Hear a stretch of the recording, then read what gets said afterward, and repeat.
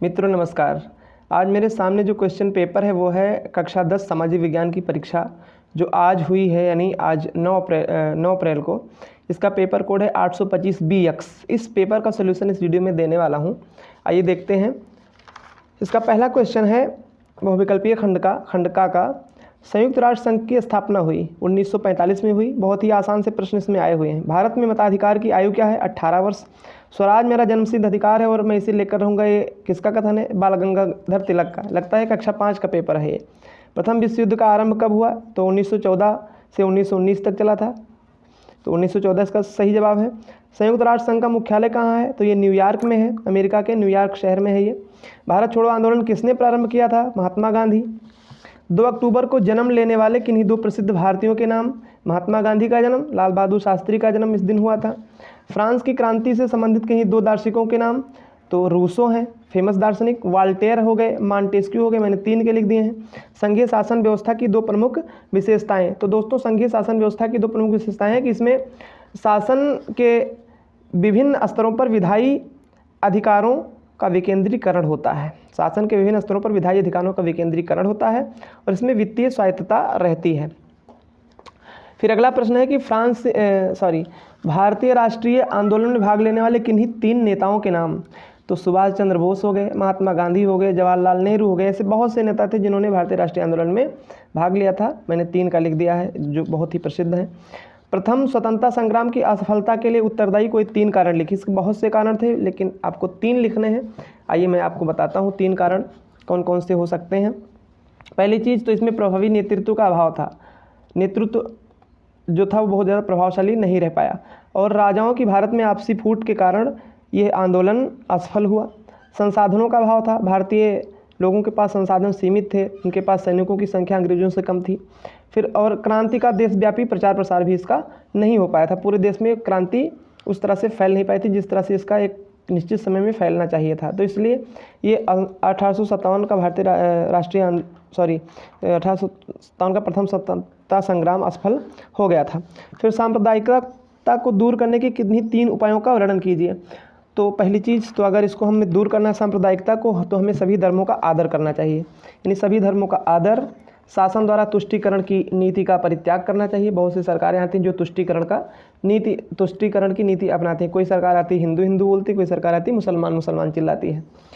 और मजबूत कानून व्यवस्था होनी चाहिए इसके लिए और उसका कड़ाई से अनुपालन भी किया जाना चाहिए। फिर अगला प्रश्न है इसी का अथवा कि महात्मा गांधी द्वारा चलाए गए किन्हीं 3 आंदोलनों के नाम लिखिए। तो महात्मा गांधी ने बहुत से आंदोलन चलाए जिसमें से असहयोग आंदोलन एक हो गया, भारत छोड़ो आंदोलन हो गया, चंपारण सत्याग्रह हो गया, सविनय अवज्ञा आंदोलन हो गया। इस तरह से महात्मा गांधी ने बहुत से आंदोलन चलाए, उसमें से 3 मैंने आपको बताए हैं। फिर अगला प्रश्न है कि भारतीय लोकतंत्र के समक्ष कौन सी चुनौतियां हैं?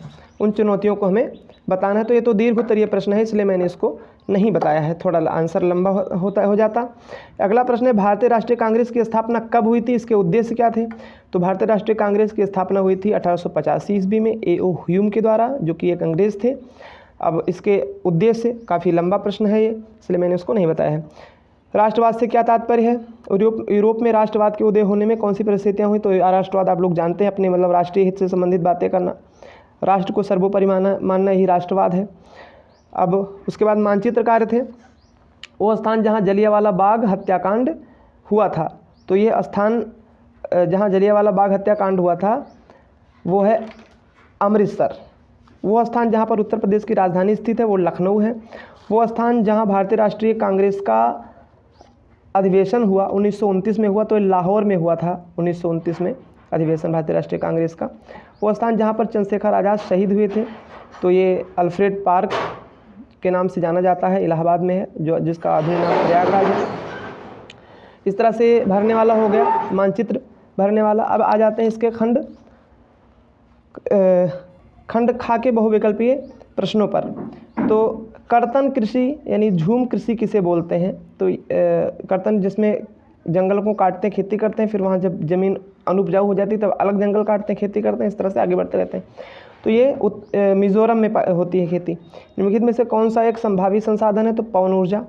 मुंबई हाई इसलिए प्रसिद्ध है क्योंकि पेट्रोलियम उत्पादन होता है यहाँ पर, तो इसका पहला आंसर सही है। कौन सी फसल मोटे अनाज के लिए जानी जाती है? तो ज्वार। सामान्यतः किस देश का विकास निम्नलिखित में से किस आधार पर किया जाता है किसी देश का विकास? तो प्रति व्यक्ति आय, औसत साक्षरता स्तर, लोगों की स्वास्थ्य स्थिति, या फिर सभी? तो इसमें से उपयुक्त सभी, यही ऑप्शन सही है। फिर निम्नलिखित में से किस आधार पर सार्वजनिक और निजी क्षेत्र विभाजित है? तो उद्यमों का स्वामित्व, इस आधार पर सार्वजनिक और निजी क्षेत्र विभाजित है उद्यमों के स्वामित्व के आधार पर। फिर आगे अति लघु उत्तरीय प्रश्न। वीडियो पर आगे बढ़ने से पहले मैं आपको बता दूं, अगर आप चैनल पर नए हैं तो इसको सब्सक्राइब अभी कर लीजिए, फिर हम आगे बढ़ें और वीडियो को आप लोग लाइक कर दीजिए। तो अगला प्रश्न है कि पुनः चक्रीय प्राकृतिक संसाधन किन्हें कहते हैं? किन्हीं दो उदाहरण के साथ आप समझाइए। तो पुनः चक्रीय ऐसे प्राकृतिक संसाधन हैं जिनका दोबारा से दोहन किया जा सकता है, दोबारा से उनको हम प्राप्त कर सकते हैं। जैसे हो गया सूर्य की ऊर्जा, पवन ऊर्जा, जल ऊर्जा, इस तरह से इसको दोबारा से प्राप्त किया जा सकता है। तो इसके उदाहरण के साथ मैंने समझा दिया। तो अर्थव्यवस्था के संगठित क्षेत्र में रोजगार की दो विशेषताएं बतानी है। अर्थव्यवस्था के संगठित क्षेत्र में रोजगार की दो विशेषताएं बतानी है। तो आइए इसका उत्तर देखते हैं।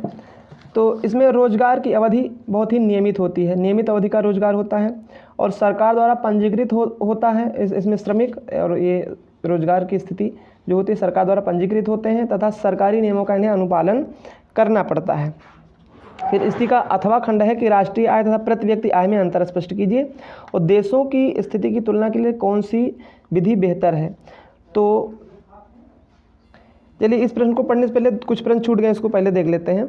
अर्थव्यवस्था के संगठित क्षेत्र की विशेषताएं मैंने बता दी। फिर अल्प रोजगार किसे कहते हैं, इसको देखते हैं।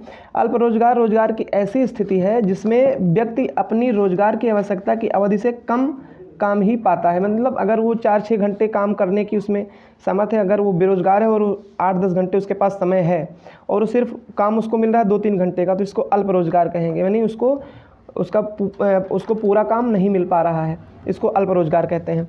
फिर हमें खनिजों के संरक्षण की आवश्यकता क्यों है? तो हमें खनिजों के संरक्षण की आवश्यकता इसलिए है क्योंकि कृषि और उद्योगों की निर्भरता खनिजों पर ही निर्भर है, इसलिए इसके संरक्षण की आवश्यकता है। दूसरी चीज़, खनिज संसाधनों का सीमित व अनवीकरणीय होना, यानी खनिज संसाधन इस देश में सीमित हैं, जैसे डीजल, पेट्रोल, मिट्टी तेल, जितने भी इस तरह खनिज संसाधन है, कोयला वगैरह, इसके सीमित मात्रा में उपलब्ध हैं और ये दोबारा प्राप्त नहीं किए जा सकते, इसलिए इसके संरक्षण की आवश्यकता है। इसके अलावा और बहुत से हो सकते हैं, आपने जो भी लिखा हो इसके अतिरिक्त। फिर क्या है, अर्थव्यवस्था, गेहूं की खेती के लिए अनुकूल भौगोलिक दशाएं बताइए। तो गेहूं की खेती के लिए अनुकूल भौगोलिक दशाएं जो हैं वो, पहली चीज़ तो इसके शीतोष्ण कटिबंधीय जलवायु होनी चाहिए, बलुई दोमट मिट्टी होनी चाहिए, और वर्षा 75 सेंटीमीटर से 75 सेंटीमीटर की वार्षिक वर्षा होनी चाहिए। फिर अगला प्रश्न है कि अर्थव्यवस्था के द्वितीय क्षेत्रक से आप क्या समझते हैं, उदाहरण सहित बताइए। तो अर्थव्यवस्था का द्वितीय क्षेत्रक वह क्षेत्रक है जो प्राथमिक क्षेत्र के उत्पादों को अपनी गतिविधियों में कच्चे माल की तरह उपयोग करते हैं।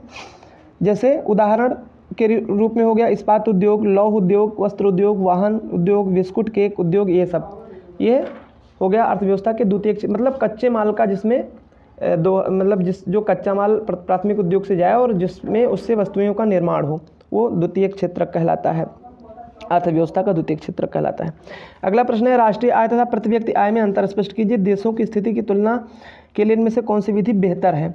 तो राष्ट्रीय आय जो होती है वो किसी देश की एक वर्ष में उत्पादित सभी वस्तुओं और सेवाओं की कीमत होती है, जबकि इससे ये पता चलता है कि देश का विकास कितनी तेज़ी से बढ़ रहा है। प्रति व्यक्ति आय जो होती है, इसका अर्थ होता है सीधे तौर पर किसी व्यक्ति की आय से लगभग लगाया जाता है। इसका मतलब किसी देश की प्रति व्यक्ति आय को ही प्रति व्यक्ति आय कहते हैं, सीधे तौर पर किसी व्यक्ति की आय। अब देशों की स्थितियों की तुलना अगर करनी है हमें, तो उस देश की राष्ट्रीय आय को हमें देखना बेहतर है। यानी अगर उस देश की राष्ट्रीय आय अच्छी है तो इसका मतलब वो देश दूसरे देश की अपेक्षा बेहतर है। तो इस तरह से इसके जो प्रश्न थे, दीर्घ को तो मैंने नहीं बताया है, लेकिन लघु, अतिलघु और बहुविकल्पीय सभी प्रश्नों को पूरी तरह से और सटीक उत्तर बताने का मैंने पूरा प्रयास किया है। अगर वीडियो आपको पसंद आए तो इस वीडियो को आप लाइक करें। अगर आप चैनल पर नए हैं तो इसको सब्सक्राइब कर लें, और आने वाले वीडियोस की मैं आपको व्यूज़ और जो है रिव्यू देता रहूँगा। और बेल आइकॉन को आप लोग ज़रूर प्रेस करना ताकि वीडियो की नोटिफिकेशन आपको मिलती रहे। मिलेंगे अगले वीडियो में, तब तक के लिए आपका बहुत बहुत धन्यवाद। शुक्रिया वीडियो देखने के लिए।